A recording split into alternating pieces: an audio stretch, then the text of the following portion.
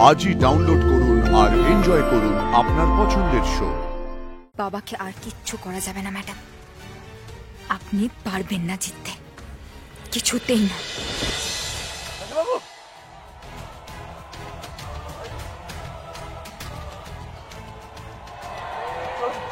চলুন,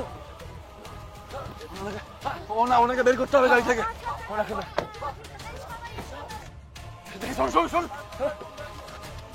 রাজা বাবু, রাজা বাবু, রাজা বাবু, কেউ অ্যাম্বুলেন্স ডাকুন প্লিজ, হসপিটাল নিয়ে যেতে হবে এক্ষুনি। রাজা বাবু,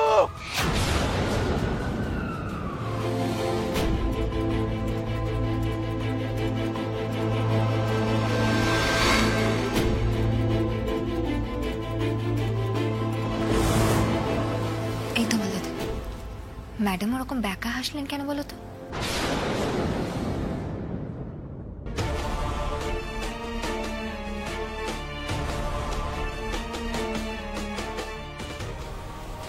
মনে হচ্ছে ছোট কুমারের উদ্দেশ্যে হাসলেন, কিছু একটা গন্ডগোল লাগছে না তো? আরে বাবা ছাড়ো না, রোহিত তো এক্ষুনি চলে আসবে বড় রাজাবাবুকে নিয়ে, দেখা যাক না ওনার কি মনে পড়ে। আর রোহিত ফোনে যা বললো সেটা তো ভালো লক্ষণ, তাই না? ভরসা রাখো, ভরসা রাখো। ধানসিঁড়ি ম্যাডাম, আপনার সাক্ষী তো এখনো এলেন না, আদালত আর কতক্ষণ তার জন্য অপেক্ষা করবে? আমি তাহলে শুনানির অন্য দিন ধার্য করছি। ইওর অনার, আমার মনে হয় আমার মক্কেল জামিন নিয়ে একটা সিদ্ধান্ত পাওয়ার যোগ্য। মিলদ, একের পর এক মিথ্যে অভিযোগ আনা হয়েছে আমার ক্লায়েন্ট।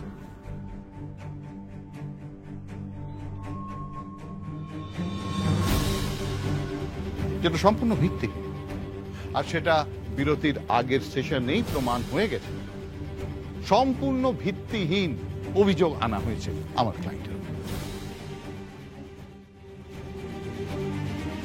অ্যাডভোকেট চক্রবর্তী, আপনি কি আপনার মক্কেলের এগেইনস্টে আনা চার্জশিটটা ভালো করে পড়েছেন? দেখুন, ভালো করে এই চার্জশিটটা পড়লে বুঝতে পারতেন যে আশাবরী চৌধুরীর বিরুদ্ধে শুধুমাত্র খুনের ষড়যন্ত্রের কেসই নয়, এর মধ্যে অস্ত্রের গোডাউনের অস্তিত্ব, নেশাদ্রব্য তৈরি করার কারখানার অস্তিত্ব এসবও রয়েছে।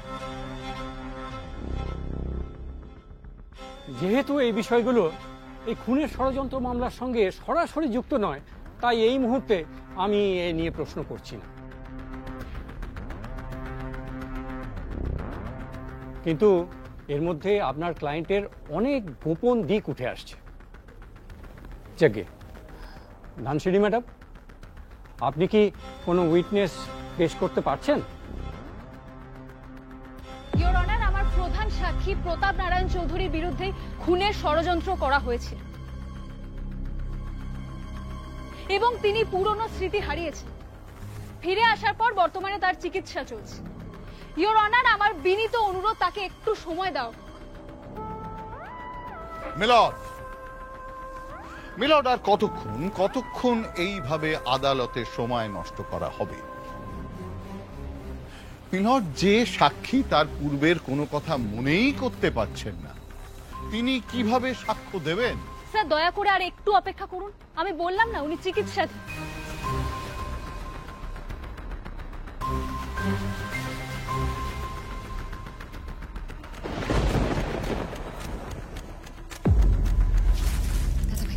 একবার বাইরে গিয়ে দেখো না ওরা এসছে কিনা।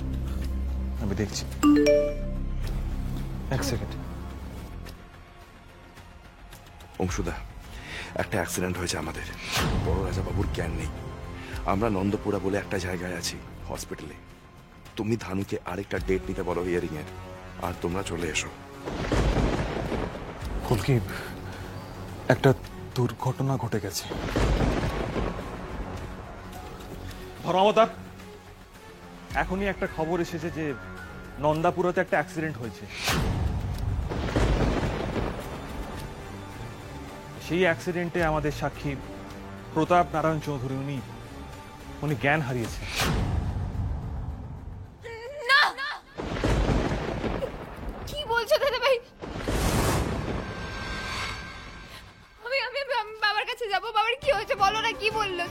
বাবার কি হয়েছে বলো না, কি করে হলো? কি করে হলো এটা? এদিকে এসো, এদিকে এসো, মাথা ঠান্ডা করো, মাথা ঠান্ডা করো, এসো, চুপ করো। আবার অ্যাক্সিডেন্ট কি করে হলো? দাদার কি অবস্থা? Order order order, silence in the court.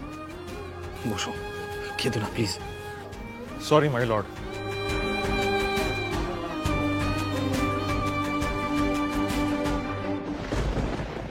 Your honour, এর আগেও আমার সাক্ষী প্রতাপ নারায়ণ চৌধুরীর অ্যাক্সিডেন্ট ঘটানো হয়েছিল। 24 বছর আগে উনি জাঙ্গুলি নদীতে ভেসে গিয়েছিলেন এবং ওনার স্মৃতিও চলে গেছিল। এই 24টা বছর ধরে উনি পথে ঘাটে ঘুরে বেরিয়েছেন। এখন যখন ধীরে ধীরে ওনার স্মৃতি ফিরছে এবং ওনার বিরুদ্ধে হওয়া অন্যায়ের বিচারের সময় এসেছে, তখন আবার একটা অ্যাক্সিডেন্ট। মহামান্য আদালতের কাছে আমার একটাই প্রশ্ন, এই অ্যাক্সিডেন্ট কি নিজে থেকেই হয়েছে, নাকি আবার আগের মতো এই অ্যাক্সিডেন্টও ঘটানো হয়েছে? ইওর অনার, আমার লার্নেড ফ্রেন্ড ঠিক কি ইঙ্গিত করতে চাইছে? আমি এটাই ইঙ্গিত করতে চাইছি স্যার যে প্রতাপ নারায়ণ চৌধুরী এই দুর্ঘটনা আবার ঘটানো হয়েছে। Do you have any solid proof? আপনার কাছে কোনো প্রমাণ আছে?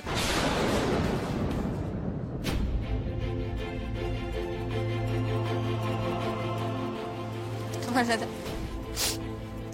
আমি এখানে আর চুপচাপ বসে থাকতে পারছি না, আমি বাবার কাছে যাচ্ছি। ফুলকি ধৈর্য ধরো, বসো, ভার্ডিক্টটা শোনো। ছোট রানীমা যদি জামিন পেয়ে যায় তাহলে তো সর্বনাশ হবে গো, একটু ধৈর্য ধরো। অর্ডার অর্ডার অর্ডার, কোর্টের ডিসিপ্লিন বজায় রাখো।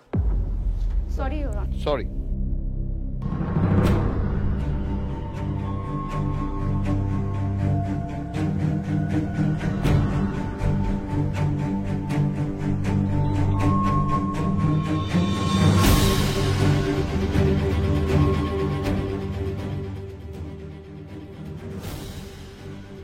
সমস্ত সাক্ষ্য বয়ান শোনার পর এই আদালত ফুলকি দাস বনাম আশাবরী চৌধুরীর মামলার শুনানির জন্য অন্য আরেকটি দিন ধার্য করছে।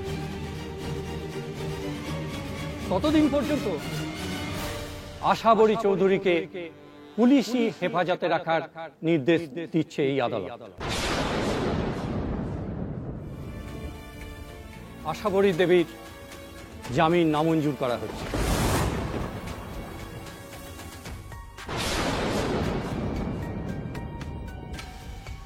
আমি জানি বাবা দুর্ঘটনা আবার ঘটানো হলো, বাবাকে আর কিচ্ছু করা যাবে না ম্যাডাম, আপনি পারবেন না জিততে, কিছুতেই না।